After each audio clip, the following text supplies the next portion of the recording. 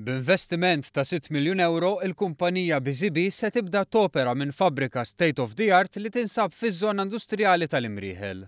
Dan huwa t-tieni investiment tal-kumpanija BZB wara li din is-sena investiet ma' 9 miljun euro fuq xogħol ta' modernizzar Villa Mdina. Id-direttur tal-kumpanija Brian Friġġieri spjega x'wassal biex il-BZB tagħmel dawn l-investimenti. Bl-andament ekonomiku pożittiv jinkoraġġixxi lill-kumpanija. Ovvjament, meta l-affarijiet ikunu pożittivi, iktar tagħmel kuraġġ. L-investiment tal-fabrika wassalna għaliex konna fejn qed noperaw bħalissa, konna fi stadju li ma nistgħux inkomplu nikbru, ridna nimxu minn post residenzjali għal post industrijali u għalhekk ovvjament ħajjena nagħmlu tal-investiment li nittamaw li jkun lest fi żmien sentejn. Biex ilaħqu mad-domanda tax-xogħol, il-kumpanija se timpjega aktar ħaddiema biex iżżid mal-150 impjegat eżistenti, sabiex eventwalment BZB tibda tħaddem il fuq minn 220 ħaddiem. Impjegati se jkunu qed inżidu xi 70 bejtu ieħor.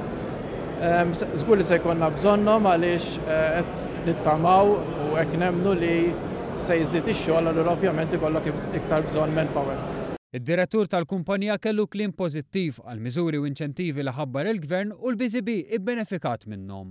Se nkunu qed nibbenefikaw minn xi tax credits u investment aids li toffri l-Malta Enterprise u dak li huma stipulati skont ir-regolamenti tagħhom. Il-Ministru għall-Ekonomija, Investiment u Intrapriżi żgħar Chris Cardona qal li dan l-investiment huwa ċelebrazzjoni għall-ekonomija Maltija.